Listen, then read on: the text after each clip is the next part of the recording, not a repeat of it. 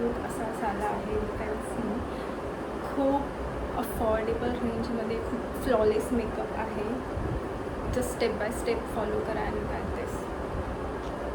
Let me know in the comment section तुम्हाला कसा वाटला. हॅलो एव्हरीवन, मी आज रिक्रिएशन लुक करणार आहे ऑफ श्रद्धा कपूर. त्यांची एक फिल्म येत आहे नवीन विच इज स्त्री 2. सो चला बघूया. First I am using this niacinamide toner from plum. तर ह्याला ड्राय होऊन द्यायचं आहे आणि टोनर आपण काय यूज करतो टू मिनिमाइज द पोर्स आणि ह्याने स्किनसुद्धा स्मूथ होती. तर toner is must. Toner skip करू नका, तिला अफेक्ट होतं त्यामुळे. सो प्लीज स्किन केअरमध्ये बिलीव्ह नाही करायची.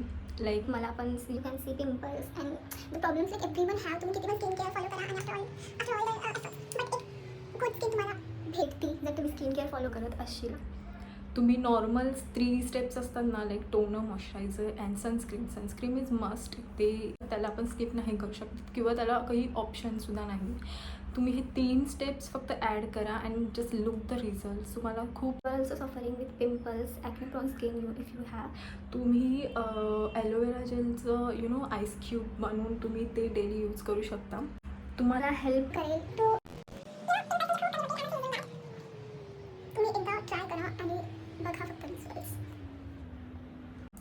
Then I am using sunscreen matte gel from lotus.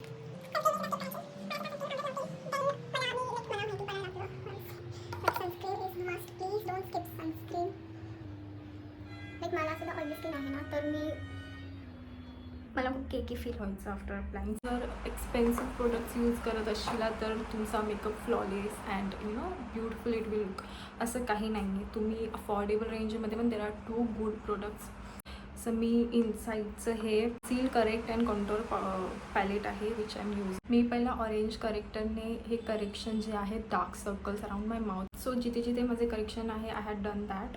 आणि after correcting all the pigmentation मी आता डार्क कलर कन्सिलर यूज करणार आहे, ज्याने अजून जे पिगमेंटेशन आहे ते इव्हन स्किन होऊन जाते आणि म्हणजे डिफरंट वाटत नाही की डार्क सर्कल्स अलग नाही दिसून. सो मी डार्क कलर कन्सिलरने करेक्ट करून घेतला आहे अंडर माय आईज आणि अराउंड माय माउथ. आता मी फाउंडेशन यूज करणार आहे. मी मेबलिन न्यूयॉर्क फिट मीचं फाउंडेशन यूज करणार आहे which is in the shade 220. After foundation done मी हे Sugar contour D4 face palette use करणार आहे फॉर कंटोर. मला हे खूप आवडतं कारण 3 in 1 आहे.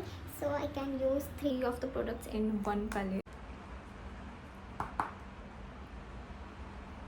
नंतर मी हे ब्लश यूज करेन.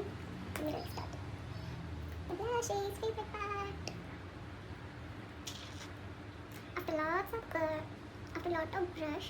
It's blush. मी आयब्रोज फिल करून घेणार आहे. स्टेप बाय स्टेप मेकअप तुम्ही करा, तुम्ही ट्राय करा. स्किप करू नका कोणते पण स्टेप्स. बघा तुमचा मेकअप खूप मस्त होईल in affordable, specially in affordable range. मी पण जास्त एक्सपेन्सिव्ह प्रोडक्ट्स यूज नाही करत फॉर मेकअप. अफोर्डेबल रेंजमध्ये चांगले products I am gonna tell you मी सजेस्ट करणार आहे विच आय एम यूजिंग. असं नाही की promotions and all that things. मी स्वतः यूज करेन अँड देन तुम्हाला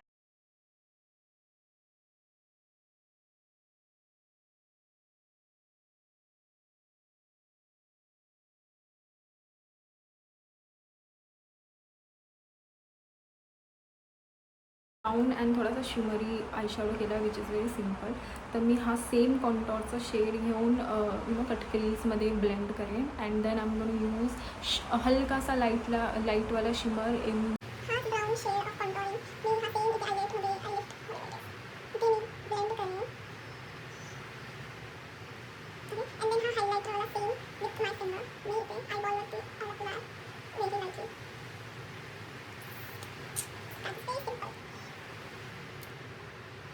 नेक्स्ट मी यूज करते इनसाईडचं आयलायनर. माझा आयलायनर पर्सन बट स्टील मी ट्राय केलं आहे आजच्या लुकसाठी बिकॉज त्यांनी लावलं आहे.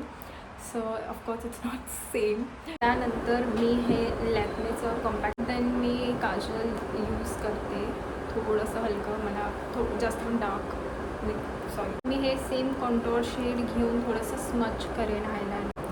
Same palette 3 use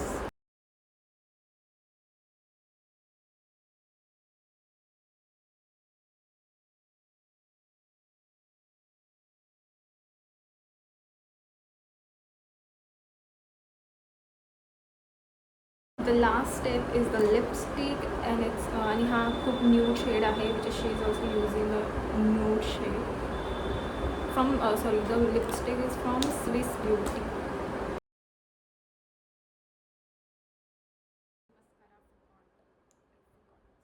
The final last step is the lip gel. Done with the look. I'm gonna dress up and see you.